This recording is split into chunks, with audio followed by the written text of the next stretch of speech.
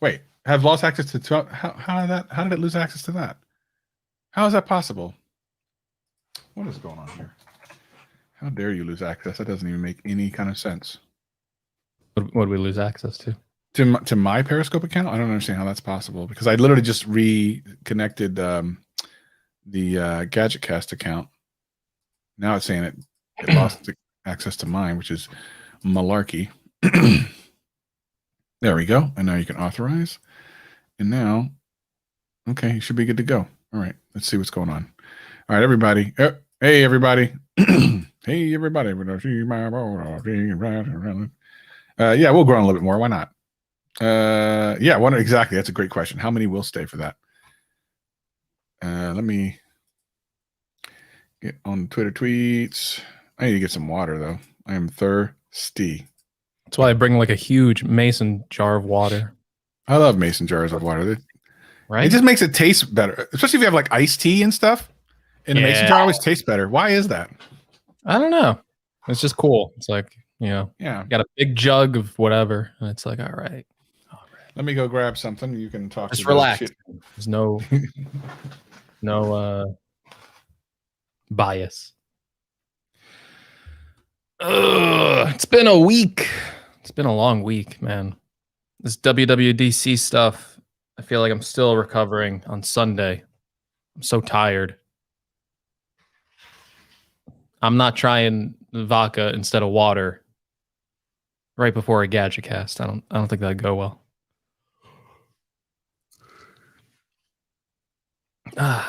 Mark from Australia, how's it going? Last week there wasn't a live stream because it was like the day before WWDC, and we're like, what are we gonna say? Like, we already said it all. And then like even if we did like speculate again on like WWDC, it would be irrelevant a day later. So. Exactly. It would have been way irrelevant because we would have assumed there would have been an M1X Mac, which we probably also have to talk about. So yeah. We probably should talk about all those things. I guess we can get started. I mean, there's not a lot to. I'll do real quick. I'll do a quick. I was just telling Greg beforehand. I fell into a binge session of. So I had watched 90 Day Fiance before, but I thought I was fairly caught up because I have Hulu. Then I saw somewhere. Oh, it was PewDiePie doing a reaction to a new thing with Big Ed. If you know the show, it's the guy who doesn't like have a neck or whatever. And I said, oh, there's new seasons. So then I happened to look on, what's that, like Paramount Plus or whatever. And they have like a 7-day free thing. And I'm like, I'm going to binge the hell out of this season. No problem.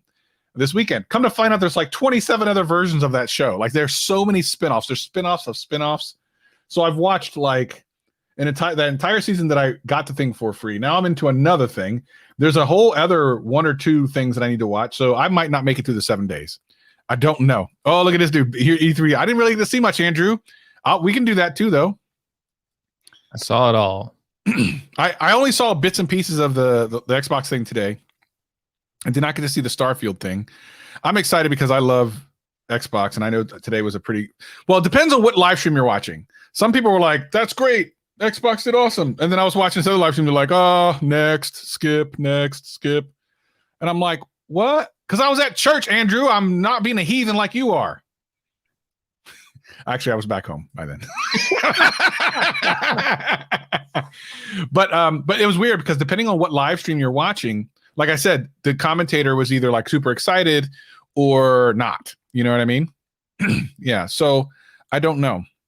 We'll have to see. Let's see. Wait a minute. Square Enix was horrible. Final Fantasy brought it back from the dead. All right. Well, I guess we could talk about that too. We probably was really bad. That was. Did you watch it? Okay, good. I just got done watching it, and it's partly why I feel like my energy is gone watching that. It was really. It was the worst presentation ever. I was watching someone else stream it too, so I thought it'd be more entertaining. Mm-hmm. They got like this. I mean, maybe we should save it for the podcast, but basically, like if you're like a streamer now on Twitch, you have to like abide by like, you know, the copyright rules. Mm-hmm. And like for like these presentations, they took all the music out of like the presentations. Oh, and it was just like no energy, like dead. And I was like, what is like what a dystopian world we're living in, where it's like, come on, like it's a presentation. The music is like licensed for this event. It's just building up hype. No one's playing like your music, but like just because it's all automated, it's all done through a system. It's like there's no exceptions, not even for the people who are putting on this show. Like, why? Yeah, let's actually talk about this on the podcast. Actually, should we have Andrew pop? No, because we're recording audio. Andrew, if you want to come on, like, I wish I had known you were going to be here. I've never seen Andrew in the chat before. We totally could have had you on and talk about E3. I would have been cool with that. And WWDC. Come on, he can. I guess he could, but Andrew's weird because sometimes he'll be on his phone and then he'll start echoing, and I don't want his old crazy ass audio on our podcast. Now his audio on his own podcast. We can legitimately just get Andrew on a show when he's. That's fun. That's what I think. I would be totally okay with that. And by the way, E3 is not over, so there's still a lot of stuff to go over. We should do that next week. But here's the thing. Andrew invited me to his podcast 2.5 years ago, and I've still never been on. So now I guess we're gonna have him on first. We didn't even exist when we were doing fake top. Let me get the official. I agree. I actually usually watch the normal streams. Plus the quality is usually better. Oh, after GadgetCast, Andrew did a really great interview with Craig Federighi. I saw it. I watched it. Wow. What are we doing? Can we real quick go on this and stop talking? Let's get the live. Let's get the okay. All right, ready. Tell me when you're ready. I'm ready. Okay. Recording GadgetCast in 3, 2, 1, record. Discovery's 4 computers now have primary control of critical vehicle functions. 3, 2, 1, 0, 0.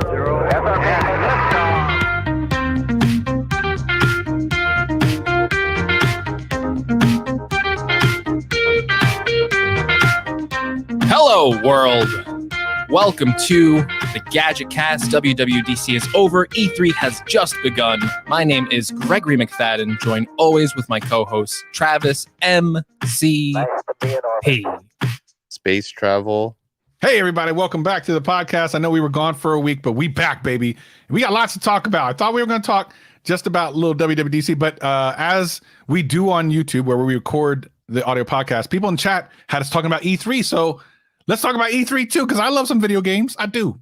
Yeah. Why don't we just start with E3? Because it's like, has E3 like technically begun? I don't know. It's weird this year because it's still like virtual. So usually like the show floor days are on like weekdays, and sometimes they'll do like presentations like the day or the weekend before for like the big guys like Microsoft or Sony. I don't know, like, is it officially started now? I guess it kind of is, right? If they're doing the presentations, I mean, Microsoft probably has the biggest presentation at E3 this year because Sony's not doing one. Nintendo's kind of doing like a direct this week, but Sony basically is like, nah, we don't do E3 anymore. Like they just host their own PlayStation event now, kind of like Apple. Like Apple wouldn't show up to like these events. Sony apparently is doing that route, and they're like, no, which kind of bums me out. I love E3. I think it's like the time to like announce all this like future stuff people are working on, but Sony just past couple of years they're like, nope. Yeah. Oh, by the way, Jonathan says in the chat, what happened to the iJustine version of space travel? Well, he was supposed to have done that. I got to do it. Keep dropping that ball, Greg. Keep dropping the ball. Yeah, I mean, well, E3 was kind of weird because a while back, they kind of made it no longer public, and then PAX kind of jumped into that space, and it became kind of like the new E3. And then E3, it almost felt like E3 was like, no, wait, hold on. No, we still want to be the cool place for things. So no, come back. So E3 has kind of started to go back to the way it was in a weird way. Of course, we're still in, ending the pandemic where it's still not exactly E3. Like you're doing these streaming things. Mm-hmm. But I think Sony's making a mistake because in my mind, over the last couple of months, Microsoft has been hitting hard, swinging for the fences. And I feel like Sony is covering up. Like if it was like, maybe it's the rope-a-dope. Maybe it's rope-a-dope. Maybe they're against the ropes getting pounded, or they're about ready to get knocked out. One of the two, because let me tell you, Microsoft is doing it big. I like what they're doing with Game Pass. If you're not a gamer, you might want to fast forward a little bit. But if you are at least kind of mildly curious, Game Pass is like the Netflix of gaming. At one point, it was little more than a way to play some kind of okay games maybe you missed back in the day. But now, not only does it have some really good older games, it also has some exclusives and games that are new, sometimes on the very first day. Now, there's no kind of equivalent to this for like tech or anything like that. So again, if you're not into gaming, we'll get back to the WWDC stuff later. But what makes it interesting is when it first came out, it was very much like when Netflix first started. You know, remember Netflix when it first started as a streaming? Forget about the DVDs. I mean, like after that, when it first started streaming, it was just streaming a bunch of stuff that you didn't necessarily really want to watch. And people were like, no one watches Netflix streaming. Like, there's nothing on there. But slowly over time, they knew to invest in it. And now they have Netflix originals. And it's something to have now, just like anything else. And this is what Game Pass is becoming. Is there any chance, as someone's saying in chat, it's actually a good point, that Apple Arcade could become that? I don't know. But I love what Game Pass is becoming. And you used to give Game Pass a really hard time, Greg. Are you starting to come around to understanding the value that, I mean, we're talking about PC streaming, phone streaming, games on first day. Like, we're talking about some big things.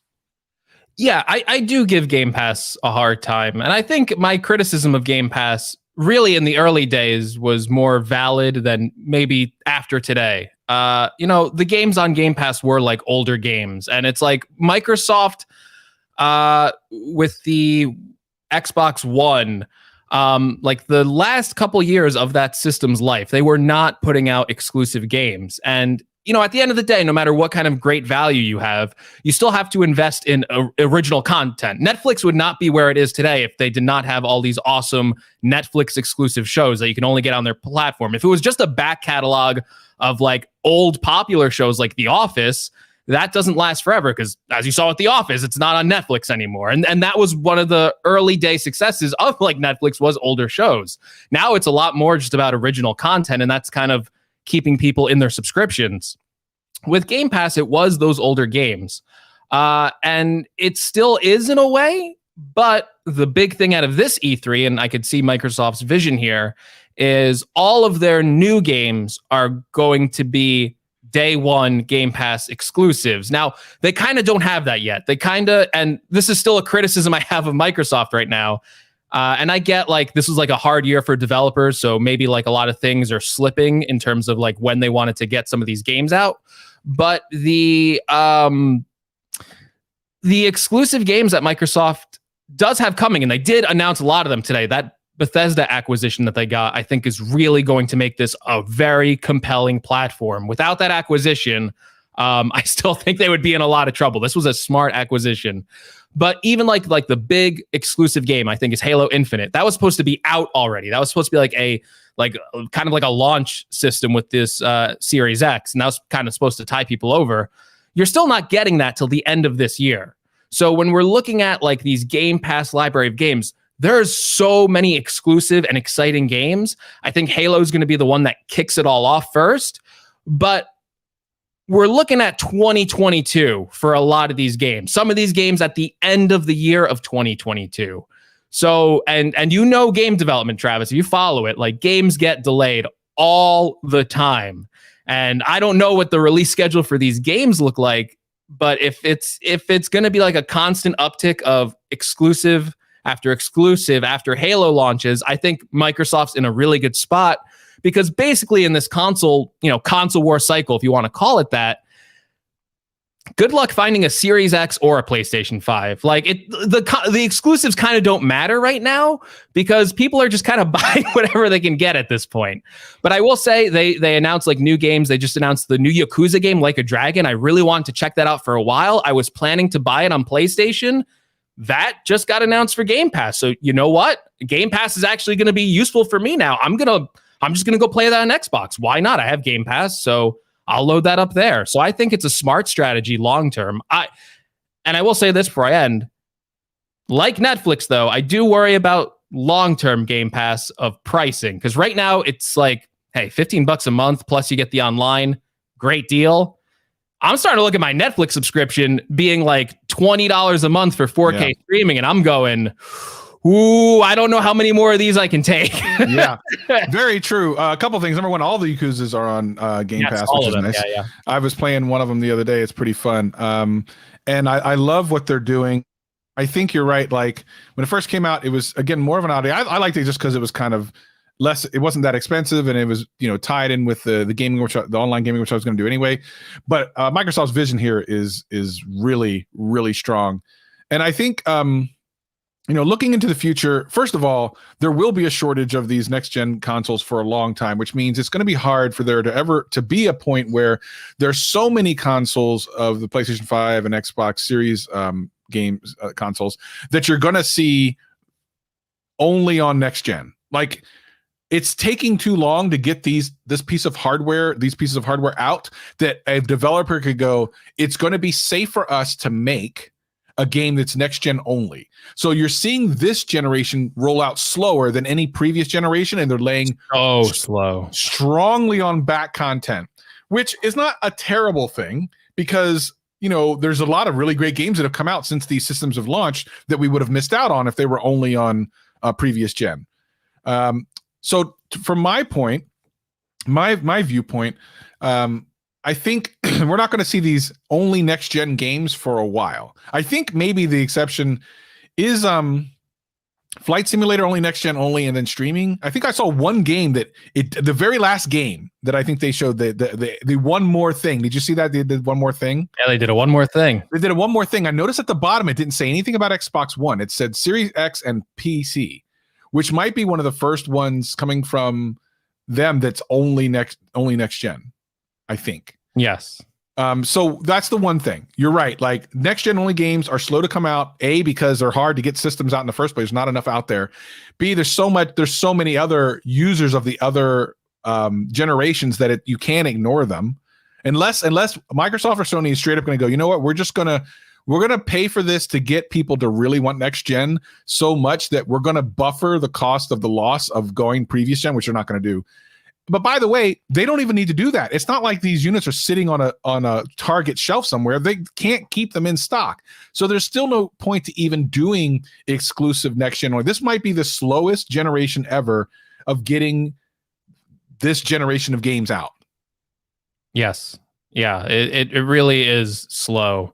We were talking before in the beforecast, plug for the beforecast, that Sony just didn't show up at E3, and we think that's like maybe a mistake. They're probably going to do their own event. They have like this like PlayStation Day event that's very similar to like an E3 press conference, but it is a bad look when people know E3 as the gaming event. Microsoft, I think, had a pretty good presentation. I think most people would agree with that. It got people excited for these future games coming to Xbox, really highlighted the value of Game Pass. And if you have a PlayStation 5, you might be going, well, okay, where's all the stuff for me now? Where's all the good Sony stuff? And it's not there. And like we said, maybe it doesn't matter now because you can't get any of them. Maybe you're buying whatever you can get at this point. But in the future, if that continues to go on, you might go, well, maybe I'll get an Xbox now because I don't know what Sony's plans are. And that could be a strong. I saw a lot of people on Twitter saying that, hey, Xbox looks legit here. I might want to try Game Pass. Can I try Game Pass without an Xbox? Which, by the way, you can. I think some of the value is lost if you do, but there are plenty of things. I mean, you can stream on your phone. You can stream on your PC now through a web browser, which means you can stream on an iPad. You can stream on all these different things, a tremendous amount of games. So, at some point, I feel like Game Pass, I really feel like at some point, Xbox wants Game Pass, or Microsoft wants Game Pass to be games. In other words, you don't buy anything, you just have Game Pass. As much as they can anyway. And certainly, I mean, they want it to be they want you to, if you buy an Xbox, you have Game Pass, period. And I think beyond that, since they've announced these gaming streaming sticks they're going to do, and apps for your smart television, they want it to be its own platform as well, which, I mean, that's exciting to me. And they can do it. It's Microsoft. I mean, if anyone can do it, it's Microsoft for sure. It is weird. It does make Sony seem a little unprepared. I don't know. I don't know if that is truly the case, though. Like, it doesn't happen. But here's the thing. But I'll let you answer. But it doesn't actually, like, the facts may be that maybe Sony has something for each thing. However, the mind share right now in the media and the press and what people are seeing online is that Microsoft is going for it. And whether or not Sony has a good comeback for any of that stuff, you would almost never know it because they're not as aggressive as Microsoft is in marketing all this stuff and the YouTube channels and the advertising and the E3. Like, the mind share of what Microsoft is doing right now is, in my opinion, dominating whatever Sony is doing, even if Sony has something to compete with every single thing. Yes. Yeah, I was just going to mention that you're right. I think the mind share right now, at least right now, is definitely Microsoft heavy, because it seems like there's always like a Game Pass announcement of like a new game coming to it, and that kind of captures like the news cycle of that. And then again, they just had a big event where Sony doesn't have one this year. But I will say, Game Pass being a good value is a good thing for consumers if it's competitive and it makes Sony offer something similar. Sony does have something similar, though. It's called like PlayStation Now, and it's kind of like the same thing. You get like access to like mostly like older game titles. And I was actually just at a dinner recently, and my friend mentioned that he plays like his games on PlayStation Now, but it's strictly just streaming games. So it's literally Netflix. On Game Pass, you can download the games to like your Xbox, which I think is a way better solution, honestly, because the streaming is very dependent on your internet connection. But he says, and he claims that like he plays the PlayStation Now titles. He said you can download some of them actually, but like for even like the ones that are just exclusive for streaming, he says it actually works like really well. And I was like doubting him, because the last time I like really tried this technology out, like I could notice the input lag, but maybe internet connections have just got like fast enough to this point where like the average person won't even notice like the latency of like the connection between devices, unless you're playing like a multiplayer game where you need to be like really, really quick. But if you're just playing like single player story mode, does like the latency of like 1 millisecond or whatever they got now, does it really matter? I know like Stadia and stuff like that. People said like sometimes you can get like a really stable connection on that, and then you're playing off a cloud where you're getting like a max PC spec of like 4K 60 frames per second, where like consoles really still can't offer that kind of quality even today sometimes. So the thing with PlayStation is I think they're coming into this generation with, they won the last generation, let's say. They sold more consoles than Xbox. They had definitely the bigger mind share with PS4 versus Xbox One. They probably feel like they're a little bit more in control. They don't have to make all like these concessions that Microsoft is. I would love to see like the financials of this. Obviously, Microsoft is a much bigger company than Sony, so they can lose some money on Game Pass for a while. They can build it up to make it like, hey, we got all these third parties and our first party exclusive games on Game Pass, and they can build that up where maybe Sony can't do that. Maybe Sony doesn't have the financials to like really offer a service that competes at the same price point. But the idea of a service where it's a subscription service for games, I also feel like if Sony wants to do that, like, again, they have something, but if they want to make it more like Game Pass and basically offer everything Game Pass is doing with their exclusives, I feel like that's a flip of the switch. You know what I mean? Like maybe right now it's like, let's see how this goes, because we wouldn't want to do that because we want to make more money. But I feel like there's like a backup plan right there, right? I think one of the things, at least, and this is a perception, I don't know if this is true. Right. It feels to me like Xbox has the backing of Microsoft corporate. Like Microsoft corporate is like, yes, we want Xbox to succeed. Sony corporate has so many other things that they do, and PlayStation is a big part of that. But I never really feel like Sony, and I could be completely wrong. I don't feel like Sony is like, yeah, we'll give you even more. We really want them to be so successful that we're going to give you all the things. And again, could be wrong. It's just that Microsoft has been spending so much money in Xbox that I feel like Microsoft, the corporate entity, is like, we got you back, Xbox. I know we're all part of the same team, but if you've worked in a corporate structure like I have for too many years, even though the brands are all owned by the same umbrella company, they don't always get the same support. So it is very interesting to see a very unified, it feels, Microsoft versus Sony, which has the gaming division, and they have a bunch of other divisions. And I just don't know that headquarters of Sony is so far behind the Sony PlayStation, but maybe they are, but it just doesn't feel that way. I think they are because the PlayStation division of Sony makes it's their most profitable segment in their business of all Sony's whatever they sell. It wouldn't be the hardware; it'd have to be the software, because no one makes money on hardware. Right. Yeah, actually, they're losing money on these next gen consoles with every single one they sell right now. If you compare it to like a PC that you would build yourself, either the PlayStation 5 or the Series X, you're getting way more bang for your buck, but they make it up with all like these like cuts that they take, especially in the digital stores, which is why the digital PlayStation is $100 cheaper. It's not that the Blu-ray disc is $100 add-on. No, it's because, you have to buy everything from our store. We get like a nice 30% markup there, or what is it, 70-30? I think it's like the same as like Apple takes from like the App Store. So yeah, the software side of that business is the biggest part of Sony right now, which it wasn't like that years ago, but like Sony hasn't like done too hot in like other markets, like phone markets, even like their laptop market with like Vio and stuff. I think they like spun off to like another company.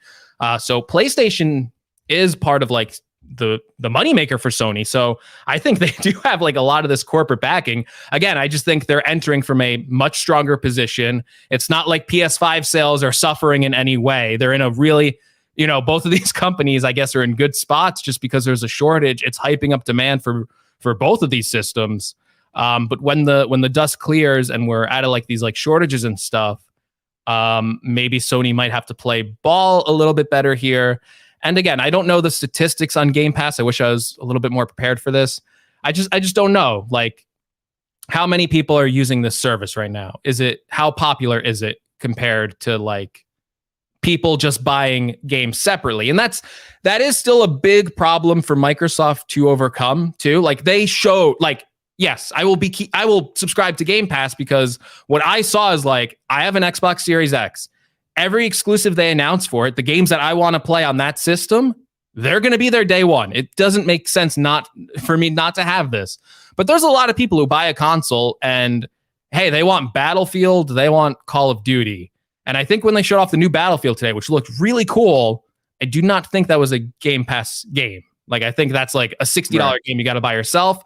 So I think that's tricky. Like, Game Pass... Oh, Andrew Edwards says 18 million people for Game Pass 3 months ago.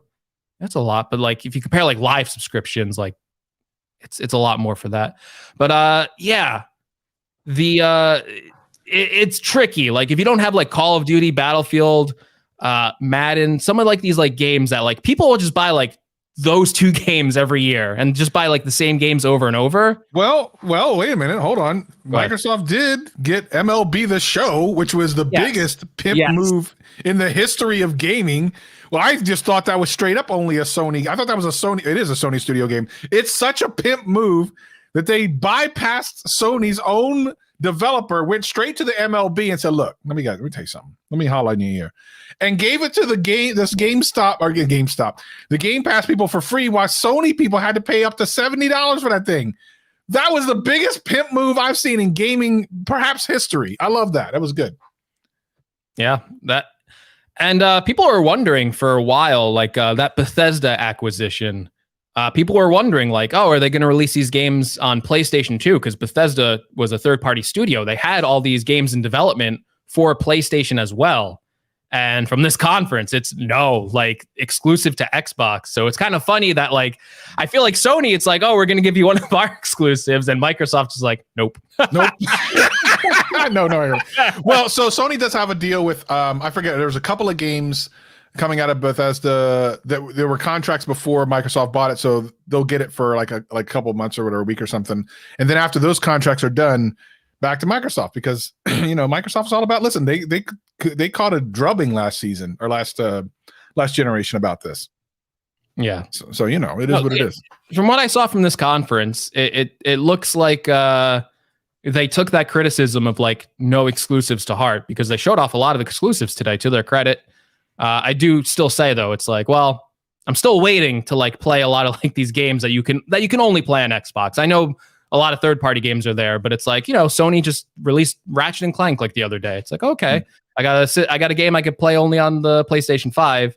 And then with the Series X, it's like, all right, I'm still waiting for like Halo to drop. And it's still a wait. It's still a wait. In fairness, the reason Halo's being pushed back so far is because Microsoft listened to the criticisms when they first showed it last year. And that's unlike a lot of developers. They would not have done that. They would have been like, oh, don't worry about it. You'll like it when it comes out. Microsoft was like, no. Too many people ragged on the graphics and stuff. So we're going back to the drawing board. We want to give you what you want. So for me, that is one of the best ways to delay. Whereas something like, I don't know, Cyberpunk that was delayed allegedly for these reasons that ended up not being even true and then came out too early anyway, is the exact opposite of what you should do. So I'm actually okay with the Halo delay because it was actually by the fans' feedback that it got delayed. Let's transition this over a little bit to tech a little bit. So is there a way, because as we were talking about, all the game consoles are sold at a loss with these companies making the money up on software sales, basically. Is there any way that, and I know the answer for this is for the most part no, but maybe Apple, is there a way for Apple or maybe Samsung or someone like that to be able to do a similar thing where they are less on gathering the money from the hardware and then hedging their bets on the software? Like you'd almost have to do it. I don't know how you would do this. Would it be maybe for iPads instead of phones? I don't know. Could you cut the price on the hardware and then make it up on the software? Yes. I guess you could. I Apple and gaming and stuff like that. I don't know what Samsung would do, but Apple and gaming, it's just like never really. And I say this as a traditional, like, I don't know what to call it. Like, I don't know, like console game level, PC game level. Like, I'm not talking about money making, because if we're talking about money making, Apple's the leader in gaming. The mobile games make the most money. That's the money maker right now. But we're talking about like AAA gaming, like showcase graphics and stuff like that.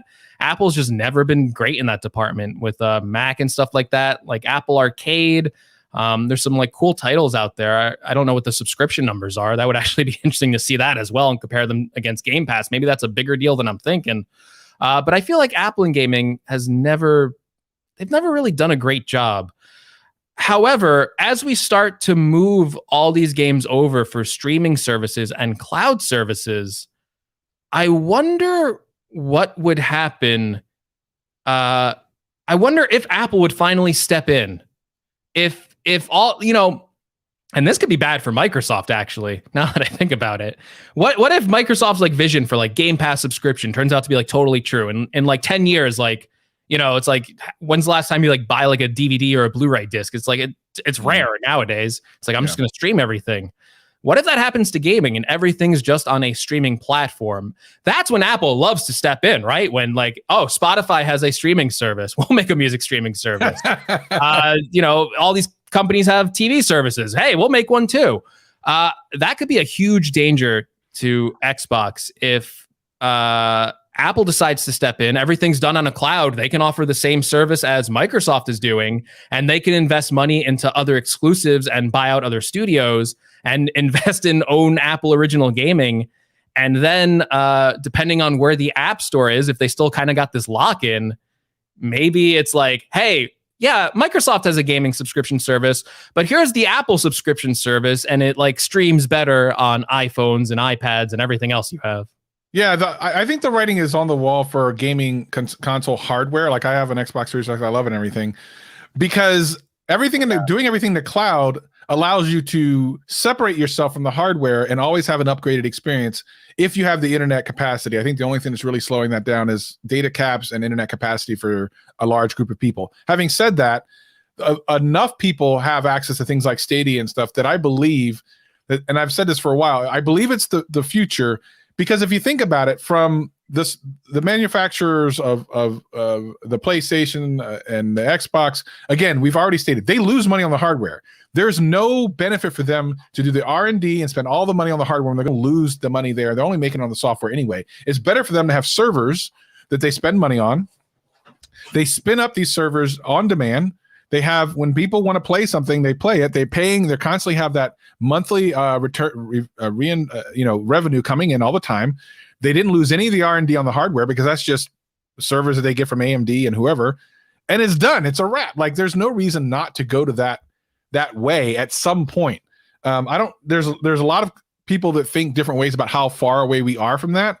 I mean, we're kind of already there. It's just that no one's really taking the step beyond like Stadia and mostly the PC gaming stuff. But you see the Xbox Game Pass starting to be almost more compelling than things like Stadia and such, because not only do they have the Xbox games, you also can play them on PC, and there's a bunch of different options for you. So I believe that is the step forward. And you're probably right.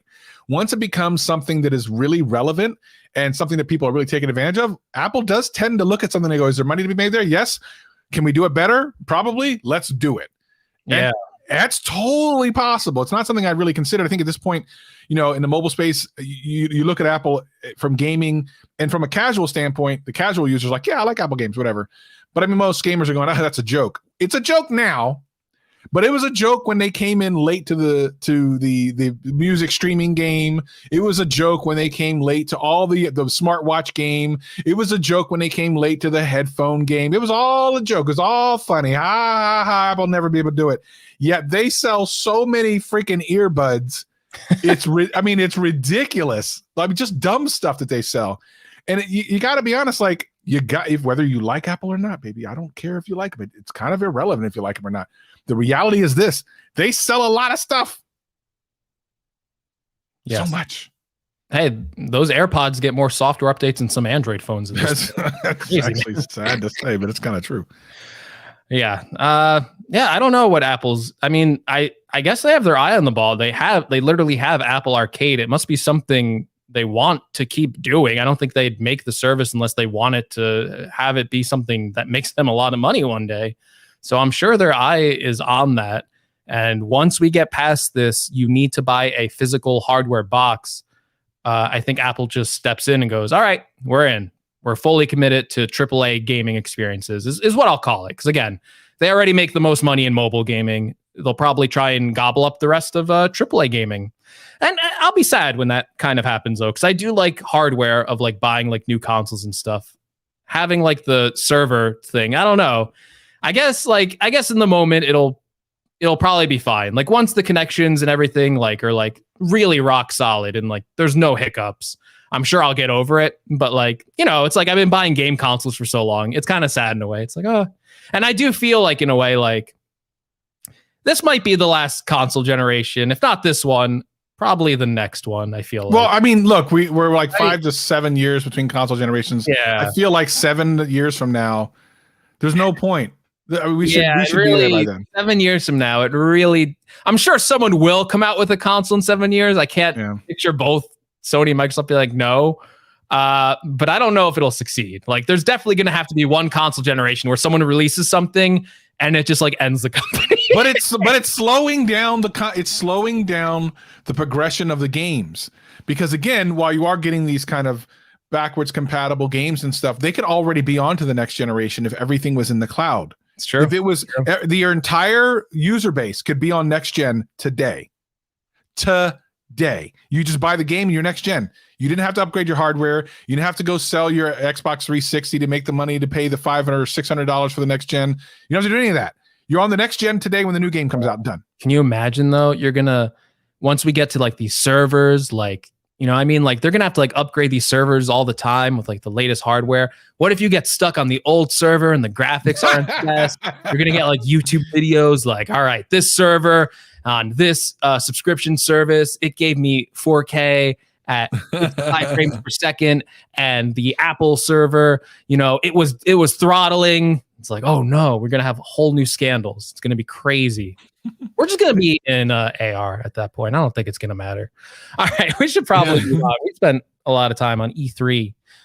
Oh, wait, before we move on from E3, I do want to mention the Square Enix presentation on E3.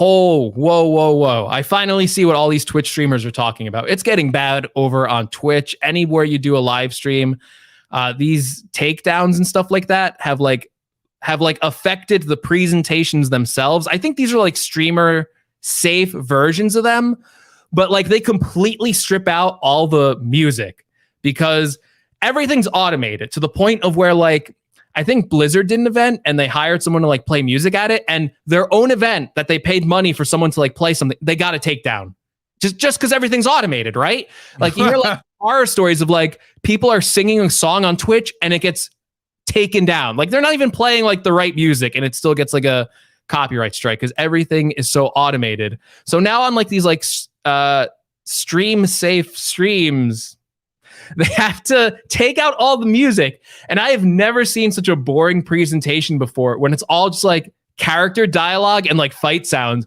with no background music behind it. I was like falling asleep. I was like, I got, what is going on over here? I gotta like do like gadget cast. I need to like hype myself up. And I just like came from like the most unhype event I have ever seen in my life. And it was bad. The event was so bad that the Square Enix Twitter accounts put themselves on private. What? It was bad.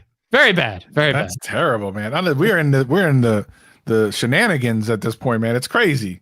All right, let's talk WWDC reactions, Travis. We'll just say right up front, because everyone seems to ask me about this. There was no M1X MacBook Pro. Everyone loves to, they come back to my video and they're like, you were wrong. I was like, I didn't say anything. It wasn't me. I said it might come. This is what other people are talking about. So you take your criticism up with John Prosser. And then I love how when one rumor is wrong, let's be honest, these are rumors or leaks or whatever. They're not always right. Things aren't always on schedule. But like, people are like, oh, now you can't talk about rumors anymore because this one is false. It's like, yeah, but what about all the other times like they were right? Like, yeah. What about all the other times John was like right with like iPhone SE stuff or the iMacs and the colors or when the iMac release date was going to come out? It's like all of a sudden there's one thing wrong and people just come back and like, oh, you can never talk about this again because you can't trust it. And it's like, come on, guys. Yeah, I think nuance. Oh yeah, who did someone talk about this? The people who sold their Macs to the rumors. No, well, that's silly. Whoever did that, you're silly. I mean, that you should never do that. So I think a lot of us thought that certain things were going to happen at WWDC. Of course, we all, I believe, most of us were at least saying, if not thinking, take this with a grain of salt because anything can happen, right? We hope for the best. Certainly, where there's smoke, sometimes there's fire. But I mean, sometimes it doesn't work out. It doesn't work out sometimes. All the time. There's always like a bunch of information. It can't all be true. Yeah. And the thing is, like, no one's 100%. And the reality is, this is one reason why, even if I could get into the game, I would be incredibly like, I probably wouldn't get into the game because people, it's the highs of the super highs of being right and everyone loves you and stuff. And then when you're not right, everyone who's been trying to crap on you is crapping all over you. And, it's not good. It's not a good thing. But for me, I was actually very impressed by iOS 15, and it kind of excited me for some things that I want to make a video about. I just haven't gotten around to it. I think there's some really cool things they announced for iOS 15, but let's mainly concentrate on iPadOS for the majority of this last part, and we can save some of the other stuff maybe for next week when we maybe we'll have some guests on. That'd be kind of cool to talk about iOS 15, because I think there's a lot to get into iOS 15. I think iPadOS is short enough we could get into this and talk about what did and did not happen. So let me just speak from my half, because a lot of people look to me for some reason for feedback on the iPadOS because they know I use it on my iPad to run my channel. And I, had videos where I'm like, maybe this is why they've put the RAM. I feel like I'm one of the first people to point out the RAM thing on iPads, and that it jumped so high that it made sense for our pro apps. I feel like I was one of the first ones. If I wasn't, good, because I don't want that. I don't want the credit for it anyway. So if I'm not, fine. You don't have to go with Travis. I found 3 other people. Good. Then it's their fault then.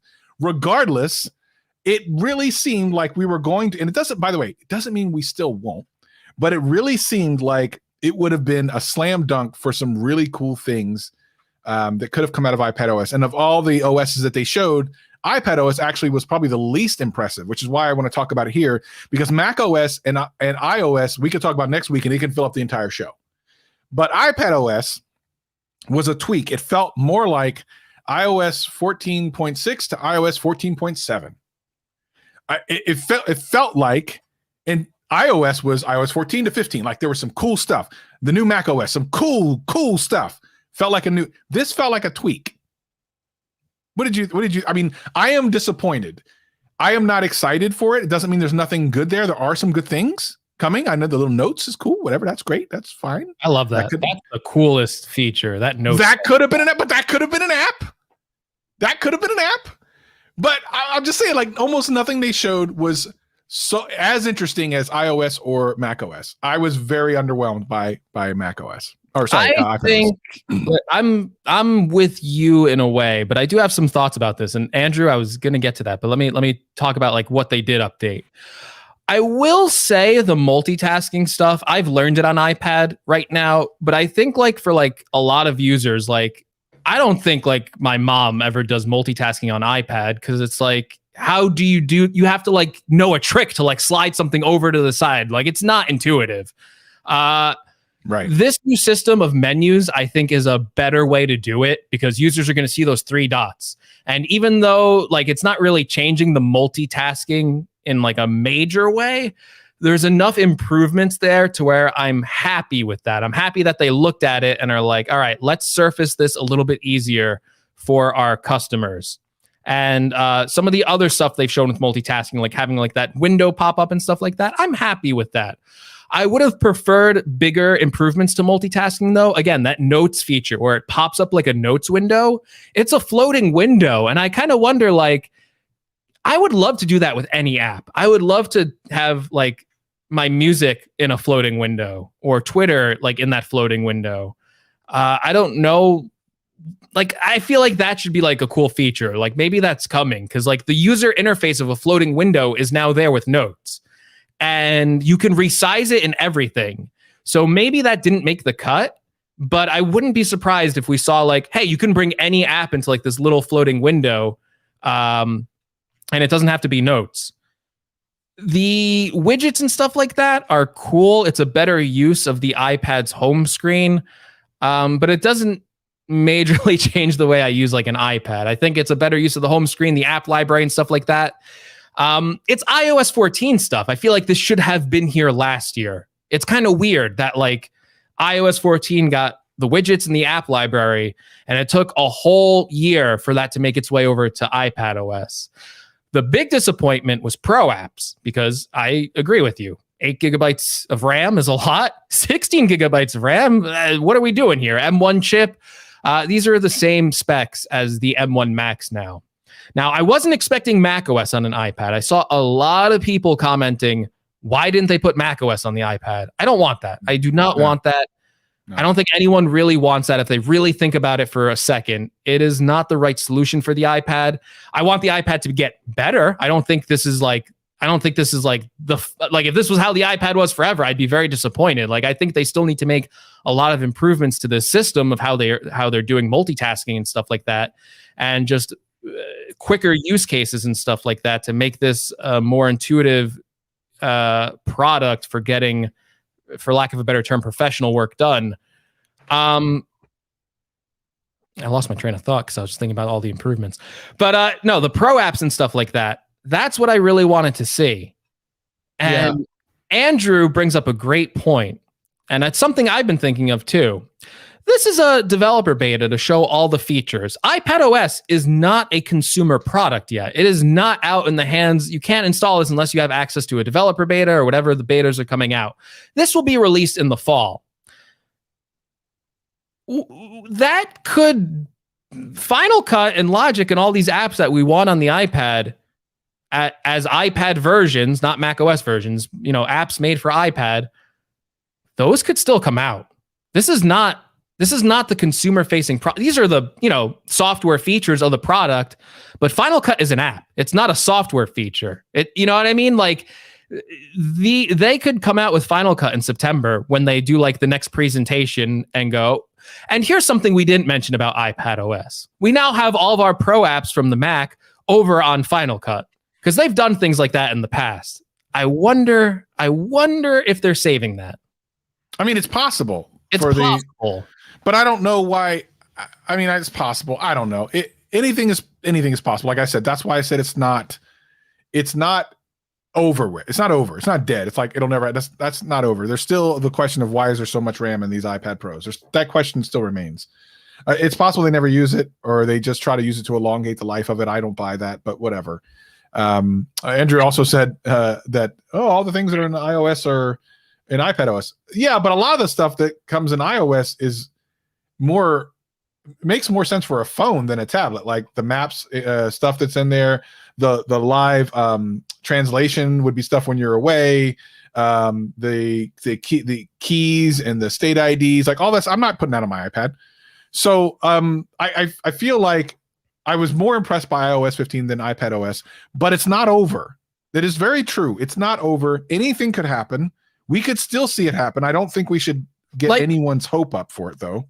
Like I'm bummed that it wasn't announced at the event, but I still don't for a second. I don't want to say I don't think for a second like we aren't going to see these apps eventually be on iPad.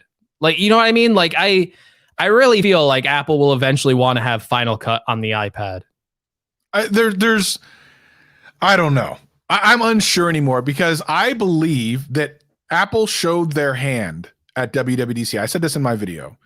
The minute he brought out that MacBook Pro next to an iPad Pro next to an iMac, showed their hand as far as I'm concerned, because everything was an accessory to everything else, and the iPad was the biggest, was the bitch to all of them. It was because if you notice, everything was being pulled over to the iPad, no matter which thing it was. So they brought out the MacBook first, he moved it over to the iPad, and then pulled things over. He never pulled anything back over to the iPad. When he brought the iMac, then the tablet became like the middle child, right? But the iPad was always the small child. It was always the accessory. It was always the little kid in the room. It was never the big love. It never got the primary focus. So I think they showed their hand. I think they showed what they really think about that hardware and their product line itself. And for as long as they are selling more regular iPads, iPad minis, iPad Airs, there's not going to be as much of an impetus for them to create these pieces of software for, quote, professionals. They'll let developers do that themselves. It's just unfortunate that, and the whole Swift playground thing was another thing when they were talking about, they literally said Xcode when they were talking about iPads, but it wasn't that Xcode was coming to iPad. It was like Swift code. Well, actually Swift will work on Xcode on your they to me, they were so implying that this will never happen on iPad that I go back to what I said before in my last video. I don't know who I can tell to get the M1 iPad Pro to. I think the 2020 and 2018 versions are going to work for 99% of the people out there. It's just not enough for me right now to tell anyone to pay, unless you get some type of really stupid good deal or trade in or something. I just don't see where it makes sense. It may later this year if they change their mind. I may be wrong by next year, but at this point, they made the 2018 and 2020 iPad Pro so good that it's hard to say that this is so much better that's worth the multiple hundreds of dollars more. Yeah. The what was it? The 2018 12.9 inch iPad Pro on like Apple refurbished was like $700 and oh my god, come on, the 12.9 version? Yeah, 12.9. Come on. Just do it. Come on. That's a pretty good deal if you're looking at these M1 iPads, stuff like that. And again, yeah, I don't know. Like the M1 iPads are really good. Like they're really good, but so are the 2018 and so are the 2021. So I wouldn't tell people not to get an M1 iPad Pro. If you can find like a cheaper version of the older ones, like if you're, $600, $700, so the 12.9 one is very compelling. But like if you want like the mini LED display stuff, like, you know what I mean? I'm not going to tell you not to get it either, because it's still the best thing on the market right now. It's still going to get a couple more years of software updates. Probably not the best value right now in terms of iPad stuff, because that 12.9 is very expensive now. But it's dumb expensive, yeah. Still like a fine you know what I mean? Like there's nothing wrong with the product other than there's a lot of like hopes and dreams on like the iPad Pro being more like useful for like pro tasks. You know what I mean? Like we're still waiting on like the next evolution of this device, and I thought it was really going to come this year, and I don't think what they did, even though they made a lot of improvements, I like the improvements they made. It's still not enough. It's still like sad to be like, it's not enough. And there's cool features, but like Travis said, it's like, you got to have a Mac to take advantage of like the coolest feature they showed off on iPad, which was like using it as like a second screen where like all of a sudden the mouse and keyboard from your Mac work on your iPad. But that still requires a Mac. It's not like, oh, I have two iPads and I can go between each one of them. It's the Mac was the primary focus. And Travis is absolutely right. It still feels like a secondary device. maybe Apple never wants to take it beyond that because, hey, they want you to buy both, right? They want both sales. But I'm more optimistic for the iPad. We'll see. John in the chat said, the Swift playgrounds. You talked about that. I think that is a big step. I know it's not Xcode. I know it's kind of like poking fun out of it. Like, oh, it's like baby app writing. But the fact that they are letting you write apps on the I mean, that's never happened before. So that is a step in the right direction. That's a big step in the right direction. You also get improvements on the iPad that made its way over to Mac. Shortcuts is like a great automation tool that was exclusive to iPhone and iPad, and that's coming over to the Mac. So I'm optimistic. I like to think that maybe this year there's a lot of things they were working on that got delayed because of just the year we were in, right? There's a lot of delays with everything. They had to adjust to working at home. They had to take that all into account. So maybe the software side of things still isn't where they want it to be. So I'm giving them benefit of the doubt, but I feel like at this point, I feel like it should be. Before, I don't want to forget to talk about the iPad mini, which we'll talk about here in a second, but I do want to get an update from you on another expensive accessory that I almost bought this week, but I'm having a hard time paying the money for it because I already have one. The white version of the Magic Keyboard, because I still have the Magic Keyboard from last year, works fine on my iPad Pro, my M1 iPad Pro. But I've always wanted the white one since I saw it, but we always thought fingerprints would be the issue. And you said last week or 2 weeks ago it was fine. It's been another 2 weeks. How is your white Magic Keyboard looking? Still looks good to me. I don't know. Really? Yeah. So I should probably get one. Better than the space gray version. Like that space gray version is icky. Like the moment I took it out of the box, it was like, ooh, this lives smudges everywhere. Oh no. Yeah. So the white one doesn't. I don't see smudge. I'm sure there's smudges on it, but it's white, so I don't see them. And I might need to go get it then. I might need to go. I want it. Yeah. Andrew Edwards, I know you're still here in the chat, man. Do you have a white Magic Keyboard you can send over to a brother? Because those things are expensive. And I know you not only got the money, you got the hookups. Holla if you hear me. All right. I do want to talk about what would make probably to me the most exciting thing, because now I'm not excited about iPad Pros anymore. Oh, no. Is the iPad mini. I love iPad minis. By the way, go to Travis's channel right now. I love the last two thumbnails together. I noticed this and I laughed at it out loud. It's the last two videos that Travis did is I sold my a MacBook Air, and then it's just the next video is Travis disappointed with like his iPad, and it looks like the biggest mistake of all time. I sold my MacBook Air, and just disappointment in the iPad. I love that. I laughed when I saw that. I mean, listen, I'm trying to get these views, baby. I'm trying to get these views. The iPad mini has been to me the GOAT of all iPads. The thing is, like, in fairness, I haven't used my iPad mini in a couple of years because the one I have now, I'm actually using for my DJI Spark, but I've always appreciated and loved the iPad mini. I want to get another iPad mini, but I've been waiting for a refresh of the design, and it sounds like it's coming based on some leaks coming up. It looks like an iPad mini that's basically an iPad Air shrunken. Yes. Which I'm in for. Now, I wish they had some of the cool colors of the Air, the current color, which to me would make more sense for the iPad mini. Like, you would think you would have fun colors for the mini. Like, that actually is confusing. But regardless, I love the iPad mini. I always have. The size is amazing. You can use it everywhere. It's a perfect universal controller for things in the living room. I always talk about the living room iPad that I always talk about. I am so hyped for the iPad mini. I will literally get one for sure. I will review it on my channel. I will love on it, and I will call it George. I'm telling you, the iPad mini is the GOAT. So I'm super excited to see what they're able to do with it. If it really is coming, which I hope it is, I think it is. If it really is going to have a slightly bigger screen size, even though the actual iPad mini itself should stay around the same size because they're shrinking the bezels, I'm in for all of it.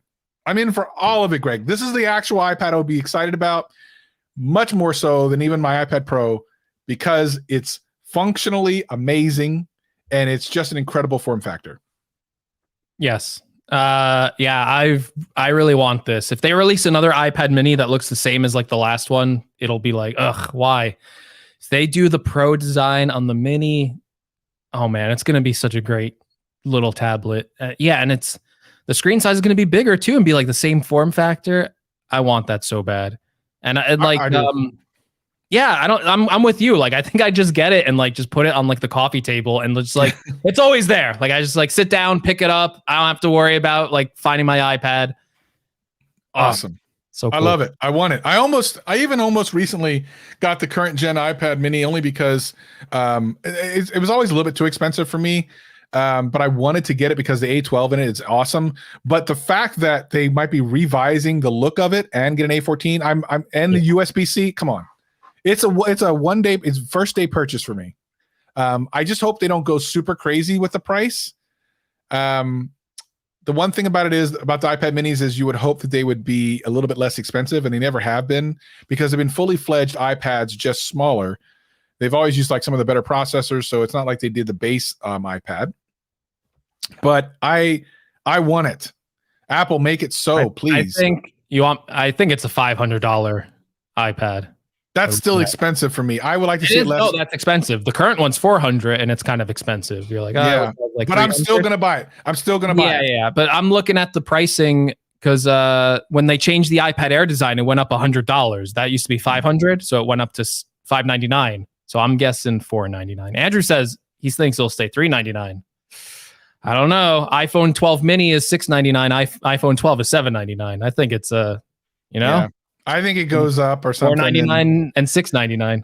I think and here's the thing: at this point, Apple's getting away with shenanigans, man. They're charging whatever they want for anything, and people are buying it. The $550 headphones that don't have USB-C and don't have a wired connection, and they're still able to get away with it, and people are still buying them. That was a thing, man. Like, if they're able to get away with that, $449, I would be okay with. No way. Apple doesn't do half steps. They're going full. They're going.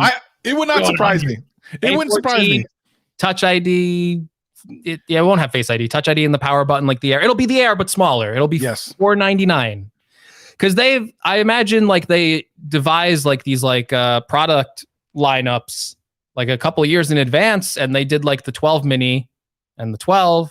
And I don't know, unless they look at like the 12 mini sales and they're like, we can't release this iPad mini at, $499. Well, so here we are, on Apple's website, and we look at the different ones they have.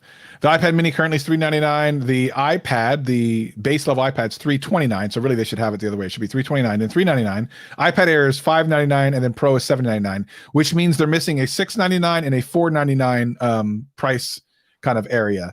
And I could totally see them keeping the iPad mini classic at $399 and then having the iPad mini Pro or whatever the new iPad mini is at $499. I could totally see that. Yeah. Oh, come on, Andrew. If you're listening to the audio podcast, we have a lot of fun in the live stream. A little bit over 100 people here watching live as we do the podcast. That's a record. I think we've got. Go ahead. And Michael Pepper Tech, totally wrong. It's going to be 64 gigabytes for the big. Yeah.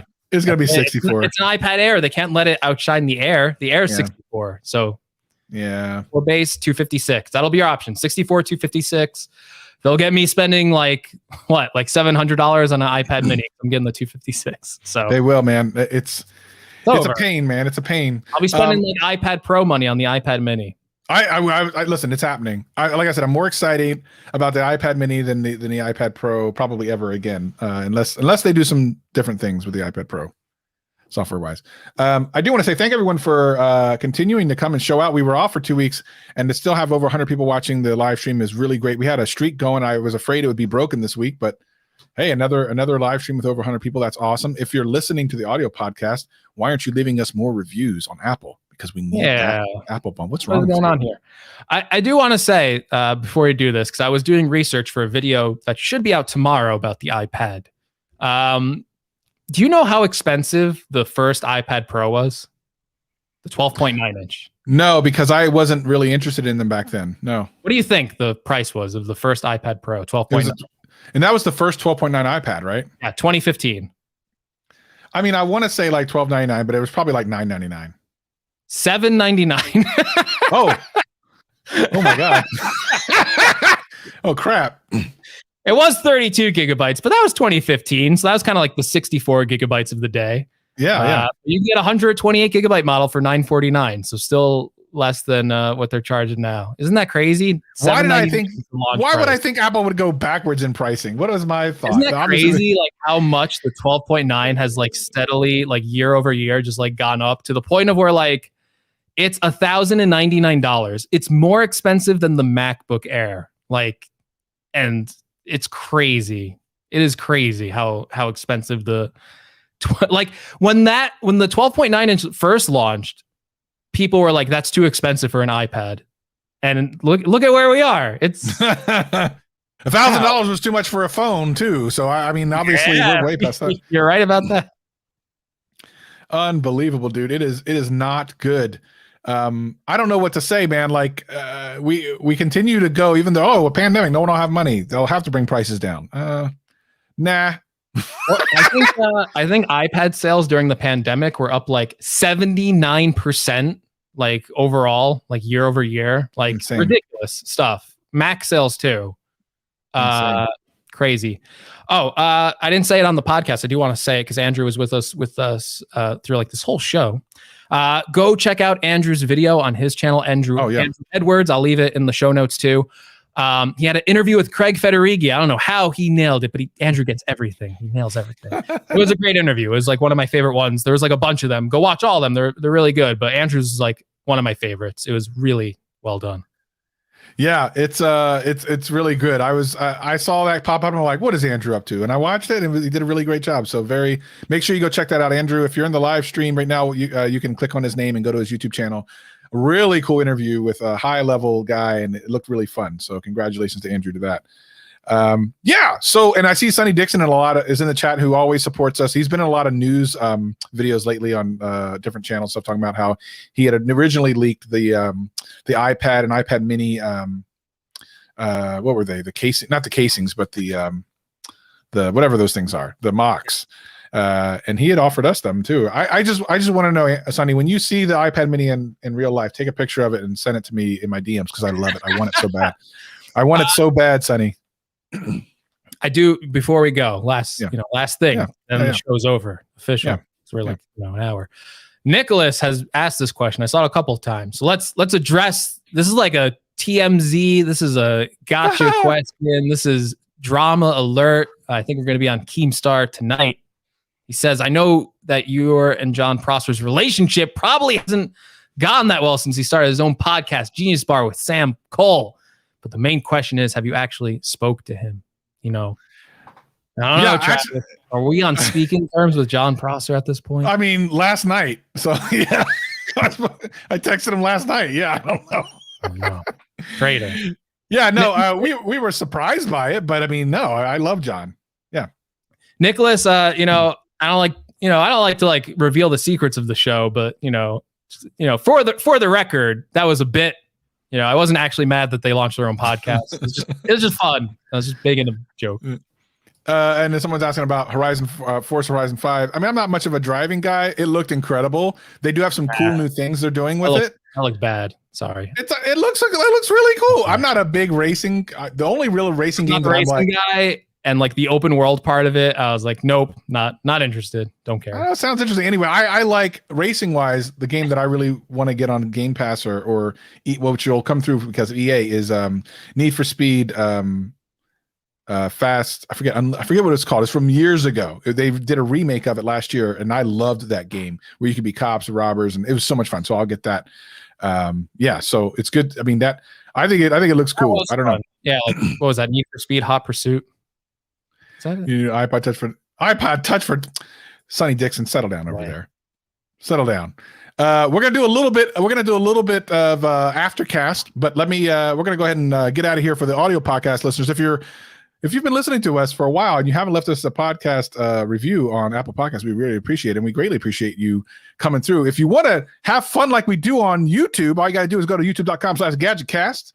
And join us for the live stream, which we do almost every Sunday. I mean, most of the time it's every Sunday. Every once in a while something happens. But you can always join us there and then chat with us in the live stream. We do the beforecast and the aftercast. And then, of course, the podcast that you listen to here on the other podcast. But that's the show. He's Greg. I'm Travis. This is GadgetCast. Peace and love.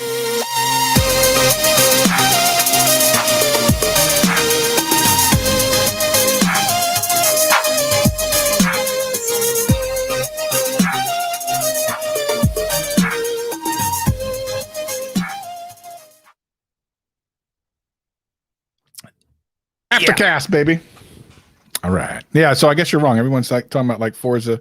I didn't know I didn't know there was a difference between Forza and Forza Horizon. I don't know. I really don't like driving games. I don't understand the point. I guess you're into cars. I'm not into cars, so I'm not into driving games. It's like I get in my car and it's like I don't want to drive this thing. I guess I have to though to go anywhere. So I drive it, under protest I drive my car, but I'd rather be doing anything else than driving. When self-driving, the first person to release a self-driving car, Tesla, Apple, whoever, I will buy it day one. Yeah, I mean, how much it costs. I'll go into debt to get it. I hate driving that much. How many people keep asking me about pineapple on pizza? I see that all the time. But yeah, I agree. You mentioned in the video that I don't prefer it. A lot of people ask me, even in my real life. Never even played Forza. Since he has his own podcast to exclusive leaks, do you think he'll do any more exclusive? I mean, if we ask him, I'm sure he did like a couple weeks ago. Remember that? Oh yeah, he did. Yeah, just randomly. He just texted us randomly. Yeah, it was the MacBook Air. We broke the MacBook Air. Oh right, yeah. On Gadgetcast that it was going to come in colors. Oh, that's right. Yeah, that was a big scoop that John just came in randomly and gave it to us. So. Oh yeah. Now he has a website though, so I don't know if we'll ever get that again. Never I again. think that was the last one, but that was a big one. Gross. That's gross. I feel like pineapple, like I don't think it's gross. Like I'd eat a pineapple pizza if I was offered it. I'm not gonna be like no, but there's so many better toppings. Like, you know what I mean? Like you got a whole lot of toppings you could choose from. Why pineapple? Do you lose Apple Music? I don't use it, so I haven't tried this. Nah, I don't. You don't hear the difference? Right. I'm not the guy. The Dolby Atmos stuff I do though.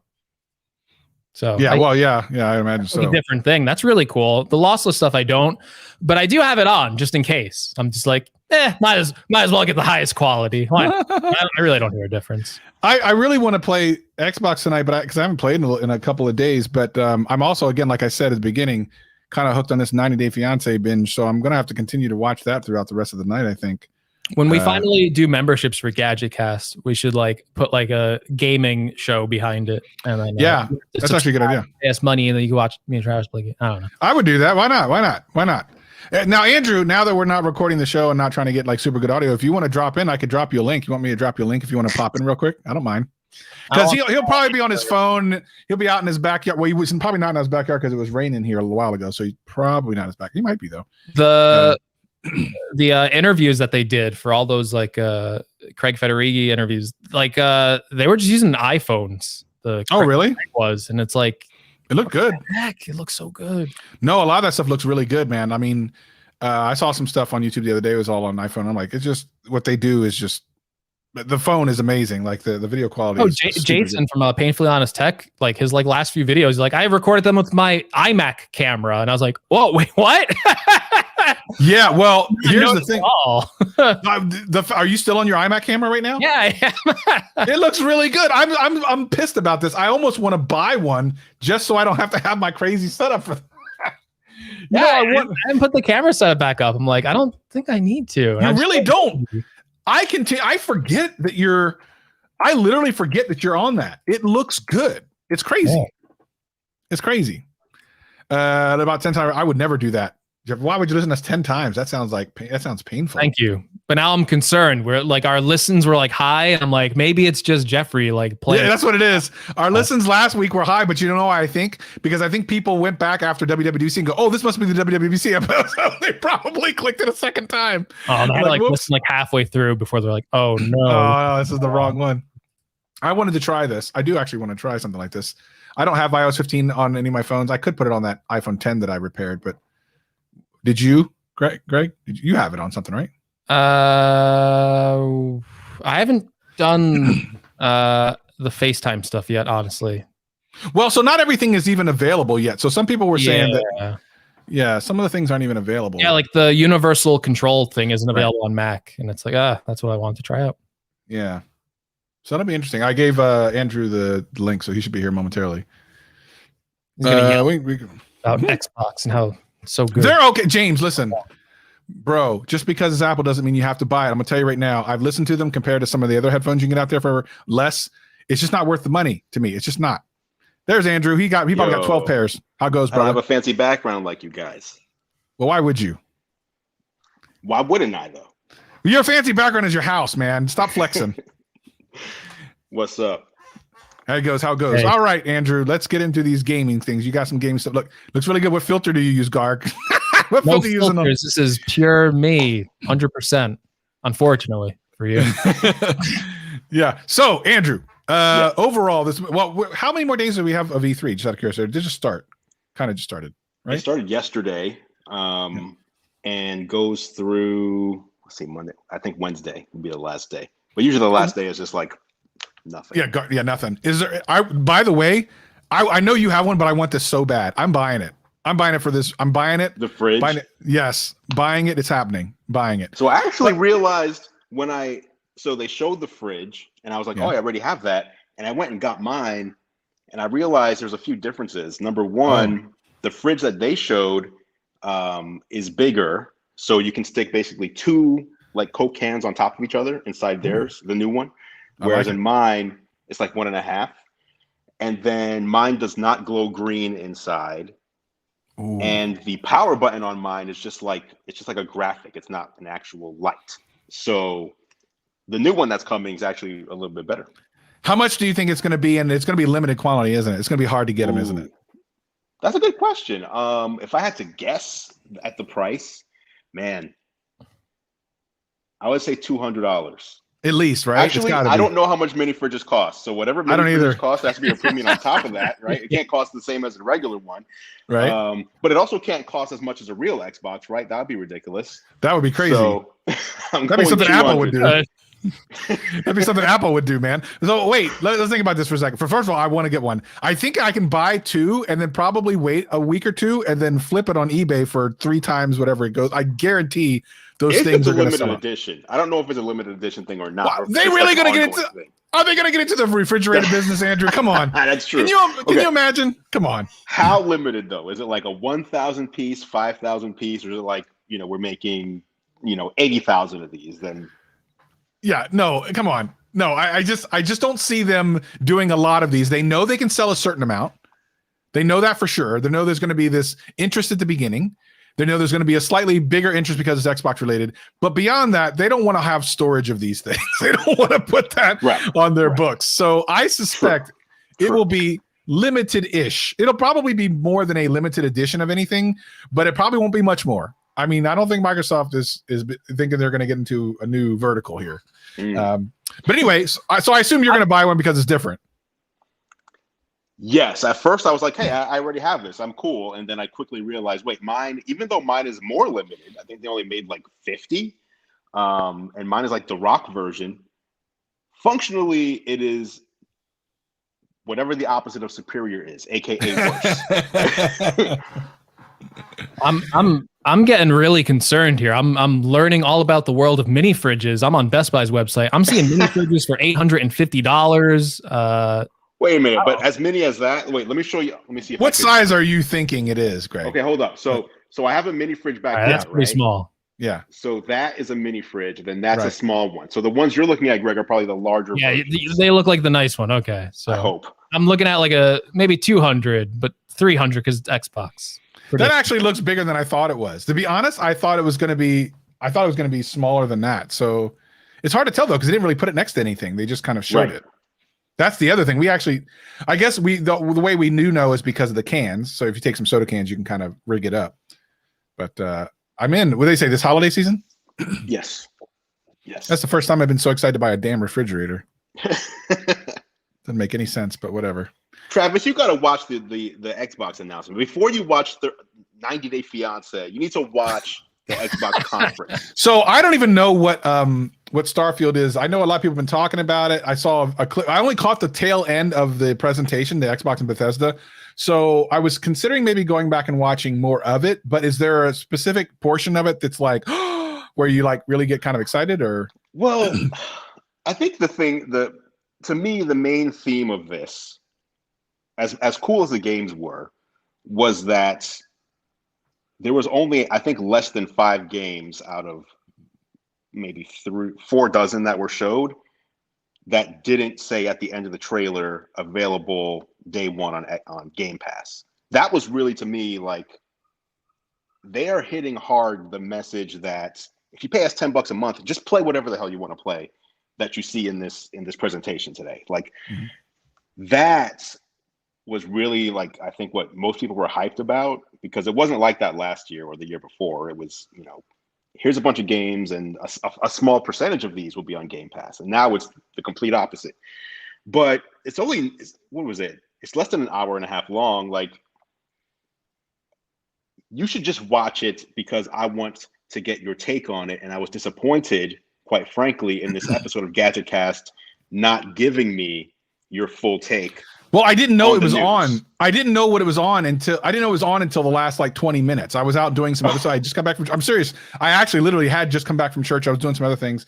And then I come on YouTube, I come on Twitter and I'm seeing, oh, live A3. I'm like, oh, I remember hearing about that. Let me watch it. And I'm like, oh, this is kind of cool. And then I went over to YouTube and then some guy was crapping on some of it. And then some other guy was like, this is really great. So that I'm watching bits and pieces. And I'm like, okay, they're at the very end. And then I watch, and here's the thing. I'll tell you what my biggest pet peeve about video games now, because I don't believe there's any I don't think there's any excuse for this anymore. And if I was the head of any particular gaming company, I would ban this immediately. The use of CG for any promotion of any game. You should never, there's no excuse anymore. The games look good enough. Stop using CG to explain what a game is going to do when it doesn't look anything like that. You have no idea what that damn game is, that last game they showed. Yeah. I have no idea what it really looks like. I don't know what the gaming is actually like. I saw a story. If I want to go watch the movie, fine. I would ban that crap day one. We used to need that back in the day when graphics weren't that great. We don't need it anymore. You look at a game like Gears of War 5, that thing is sick looking. It's sick. Yeah. You never don't have to show the graphics in the game. You used to use it to get away from the embarrassing graphics. It's not the case anymore. Stop it. So whenever I see it, it's a turnoff. Two things on that. Number one, I completely agree with you. In spirit, I think the reason they did that is because they don't have the game far enough along to even show anything. So they were just like, let's make a little miniature CGI movie to kind of get across the feeling of the game without showing the game, because it's just not ready yet. But I do agree with you, because I saw so many people excited and I was thinking, we don't know what the game looked like though. Like, what we know the kind of games the studio has made before, right? So we can kind of extrapolate from that. But if you don't know that, you're just excited about a little miniature like Pixar movie that they just showed us. Right. But the other thing you should watch, based on what you what you just said, and I think you saw this, Greg, the Outer Worlds 2 trailer. Okay. Completely lampoons every other game trailer, specifically in a way that you just did. The trailer for their own game. Yeah. So you should watch that. It's funny. Really? Is that in the Xbox Bethesda live stream? It is. Yep. All right, I'll pull that up.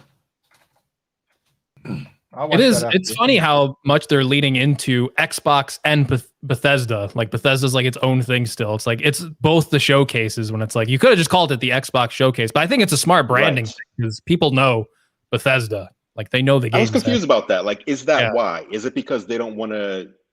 Like, for example, if Samsung one day somehow was able to buy the iPhone division from Apple, they're going to keep calling it they're not just going to call it, here's our Galaxy, whatever, right? Like, they're going to hold on to that branding.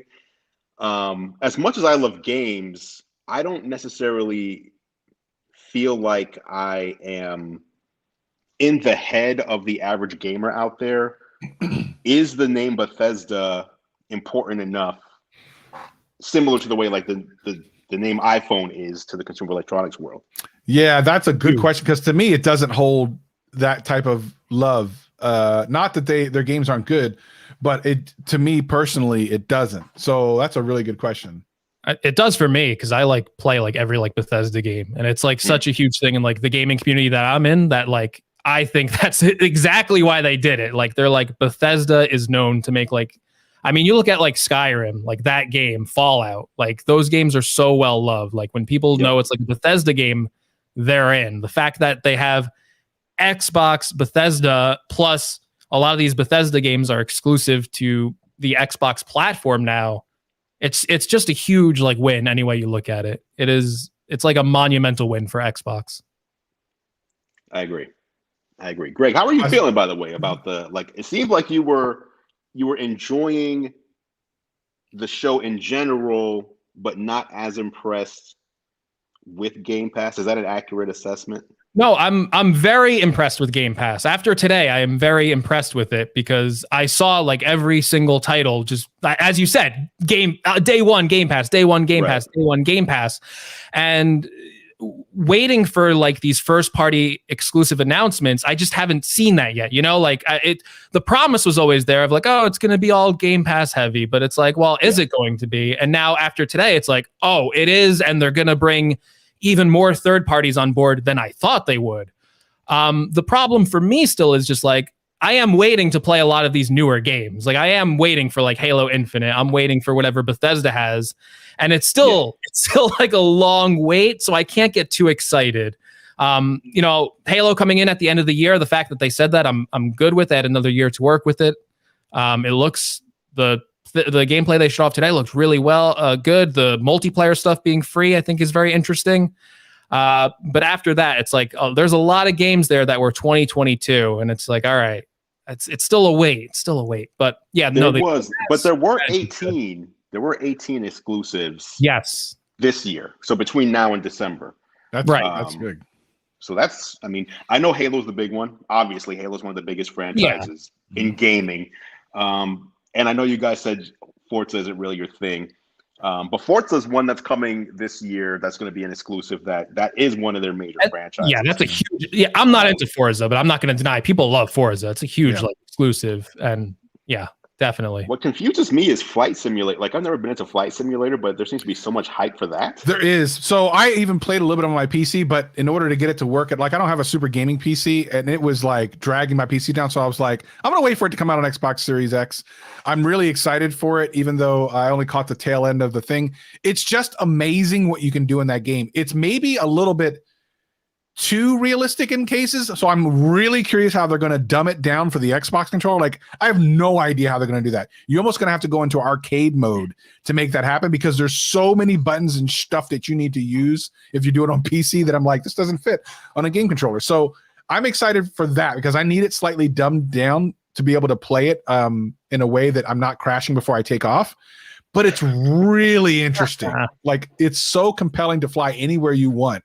It's beautiful. Now, but is it fun? Like, I guess that's my. Is it fun? Like, well, I love. Go ahead. If I'm playing like a racing game, like we were just talking about racing games, I like Forza Horizon way more than Forza Regular, because Forza Regular is like a simulation racing game that honestly bores me. I'd rather play like Burnout or something, which is super arcadey. Is Flight Simulator so realistic that you're just bored? Like, are you just flying from LA to New York, just chilling and like nothing to do but look around?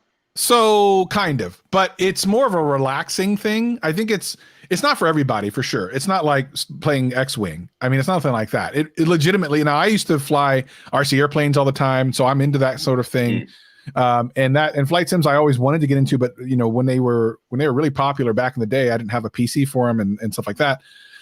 So this is a way. It's just that it looks so damn realistic now. It's so incredible that when you have a passing interest or even some type of interest in airplanes and flying in general, it's cool. I suspect I will use it and play it several times, and then maybe not very much after that. I mean, I'm going to be realistic about it. It's probably not that 20-hour game for me, even though there's perfect much for more Game Pass, right?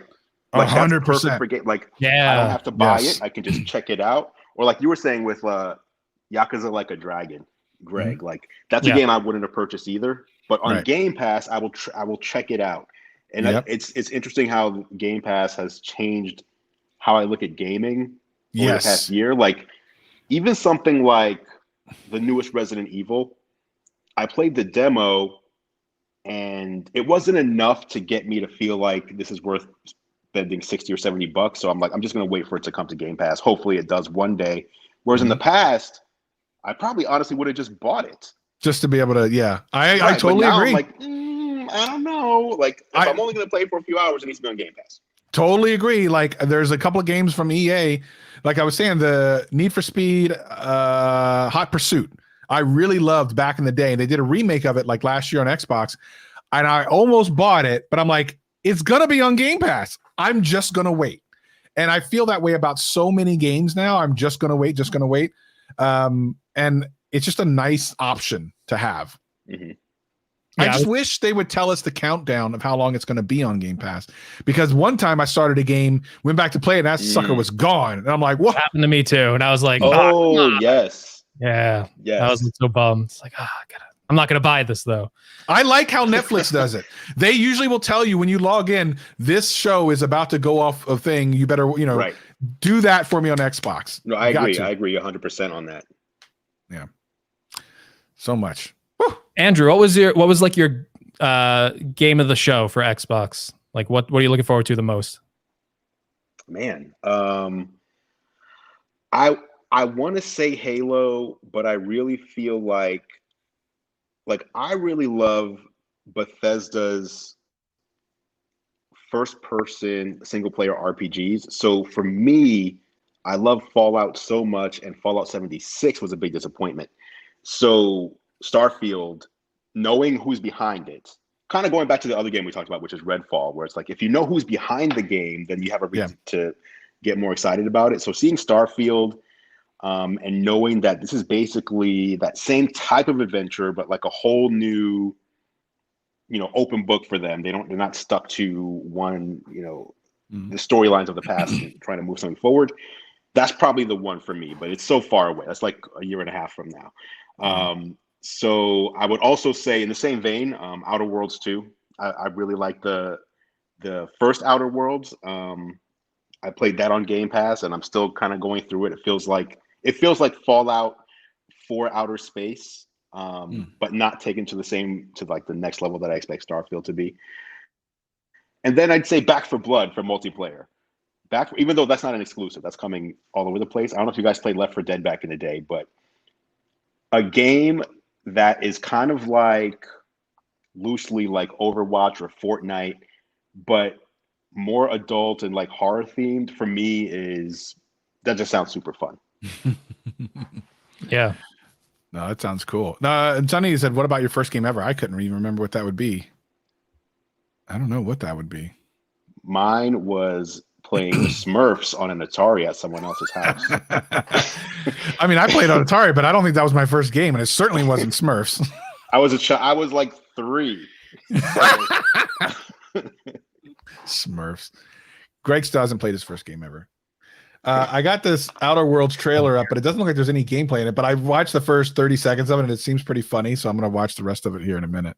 Yes, the point of the trailer is just to say this game is coming, but we have nothing to show you about it yet. Yeah, it is really well done. I like it so far, though. So I'm digging it. I'm digging it. It's like, here's a monster. Will you ever see him again? I would definitely say, Travis, like if you don't have like the time, I would definitely at least watch like the first 30 minutes to like really get a good idea.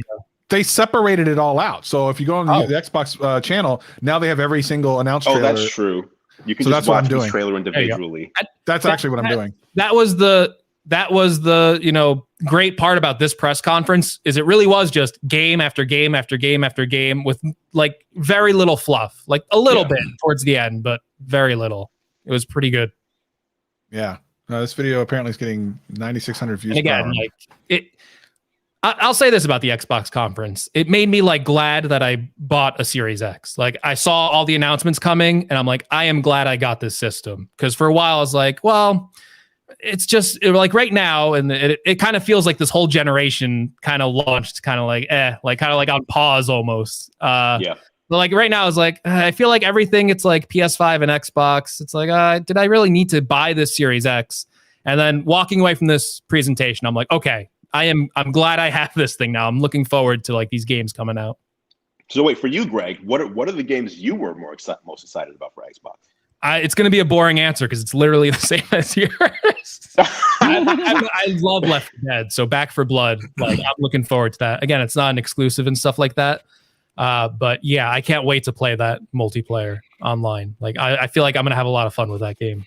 So not the Party Animals teddy bear fighting game? It's one of, secret guilty pleasure, but I don't want to say it here. Yeah, Nikki, it'll come back in stock, but you're going to have to be on top of all of the websites. There's a shortage that will affect both consoles for the foreseeable future. The Halo stuff, too. Halo coming out at the end of the year is going to be good.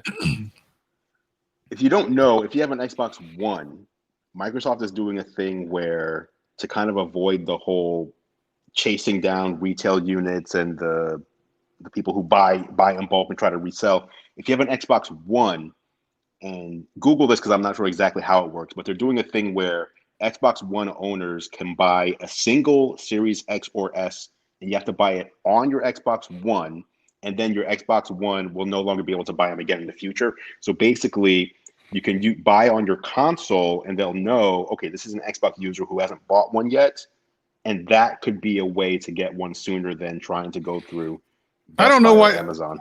I don't know why you don't just make a video on it. The last time you did something like that on your channel, you had like almost 1 million views or something, right? What was it like? You had a couple gaming ones. What was it? How to do something on your? It was how to. People thought I was doing like some sort of scam. It was basically how to turn 3 years of Xbox Live Gold, which is like $5 a month, into 3 years of Xbox Game Pass Ultimate, which is $15 a month for $1. Right. And it's so weird. I mean, you guys know this too, I'm sure. Like, sometimes it's just so weird what hits, because there was nothing. That video was just me. It was like, oh, I heard the news. Okay, let me just tell people the news. There was no B-roll. There was no big release. It was just, hey, here's some information.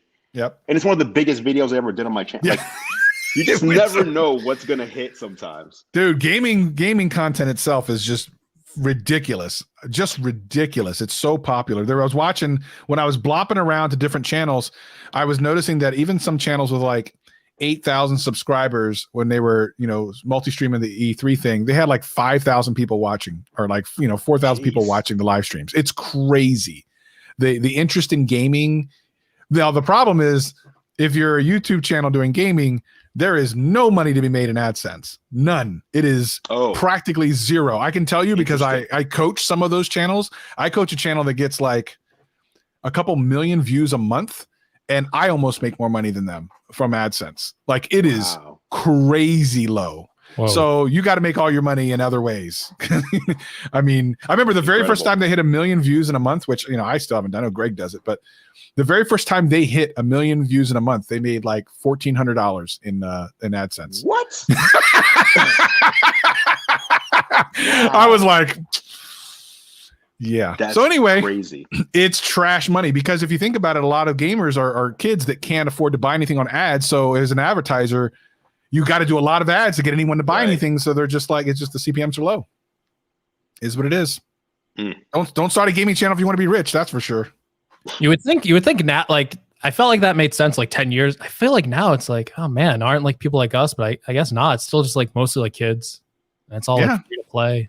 They got no money.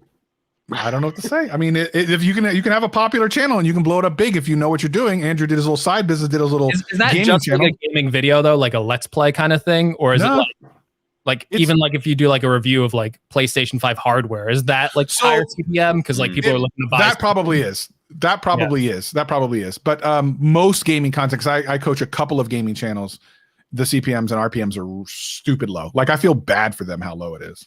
So like the one gaming channel, one of the first things we did was we spun off a vlog channel. And despite the fact that it doesn't get the views of the gaming channel, it doesn't get the views, it's making more money on less views, just because the RPMs are higher. So, I mean, it is what it is. Yeah. Andrew would have all those brand deals ready to go. Yeah, I know. Absolutely. That's, I mean, you know what I mean? So don't even talk to him about it. That's how it has to be. It has to be that way. Yeah. You can't. How would you even do that, Andrew? What? How would you even do that? Because for gaming, so let's say you had a gaming channel. Let's say you could actually do a gaming channel. You totally could if you really wanted to. I think you'd have a good gaming channel, because you know what the heck's going on. You could do a gaming news channel. How would you sell it to a sponsor who knows that, generally speaking, they could get like a couple million ad views for stupid cheap on ads? Like, how would you approach them? What would you say, and what would be your pitch?